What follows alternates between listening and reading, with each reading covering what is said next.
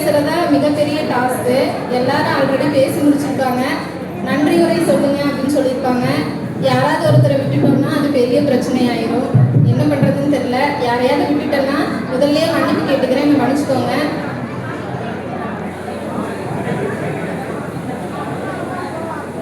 முதல்ல யாருக்கு நான் நன்றி சொல்லணும்னு நினைக்கிறேன்னா, என்னை படிக்க வச்சாங்க.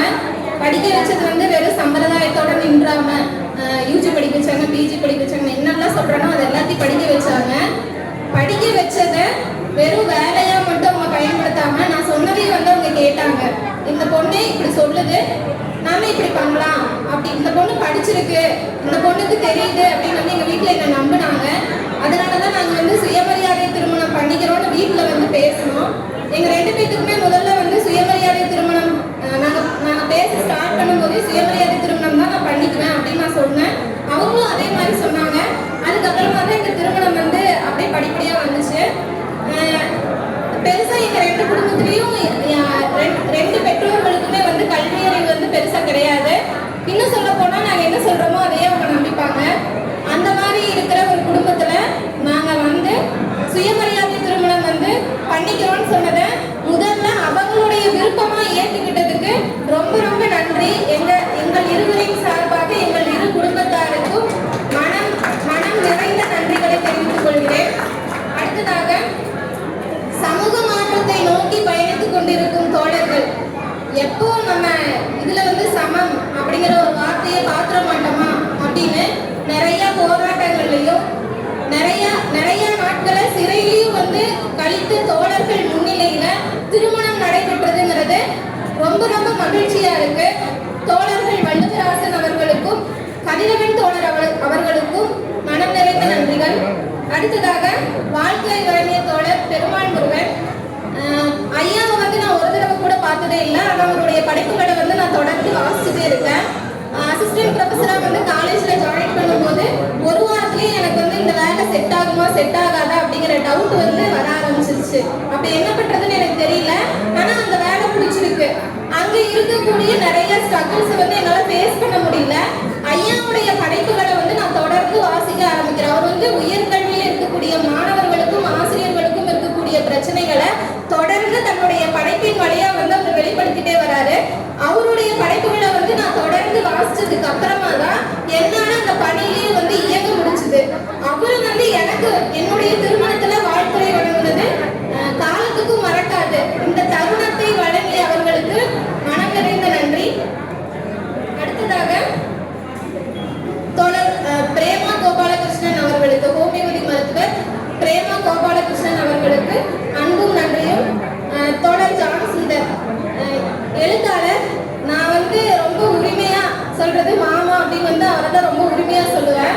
ஏன்னா அவருடைய எழுத்துக்களையும் ரொம்ப ரொம்ப வந்து நான் நேசிக்கிறேன். அவரு இப்போ சமீபத்துல வந்து ஒரு கட்டுரை தொகுப்பு எழுதியிருந்தாங்க.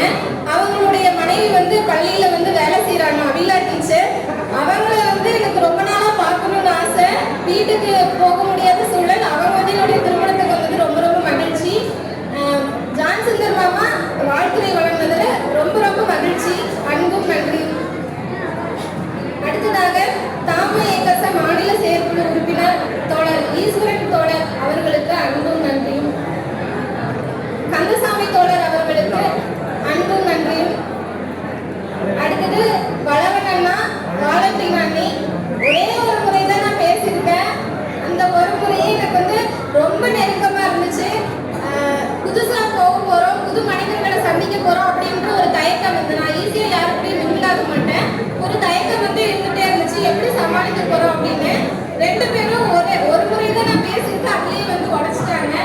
அவங்க வந்து வாழ்த்துறை வழங்குனதுல ரொம்ப ரொம்ப நன்றி. அடுத்ததாக ராமமூர்த்தி அண்ணாவும் குணசுந்தரி அக்காவும், நாங்க வந்து மேட்ரிமோனியில வந்து அக்கா பார்த்தாங்க, நாங்க பேசணும், அதோட நின்றுச்சு. அவங்க அண்ணா வந்து நேர்ல போய் முத்துகிருஷ்ணனை பார்த்து பேசல அப்படின்னா இந்த திருமணம் வந்து இன்னைக்கு நடைபெற்று இருக்காது அப்படிங்கறத என்னால உறுதியா சொல்ல முடியும்.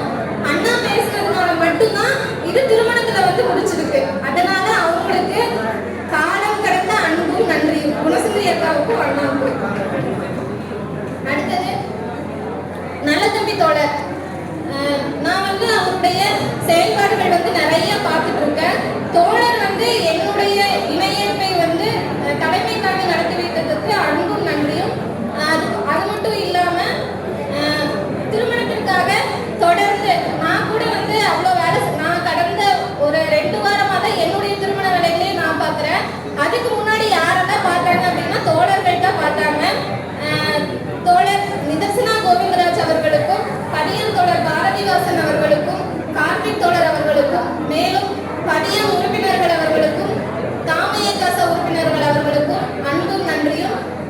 நிகழ்ச்சியில் கலந்து கொண்டுள்ள உறவினர்கள், நண்பர்கள், தோழர்கள் அனைவருக்கும் அன்பும் நன்றி.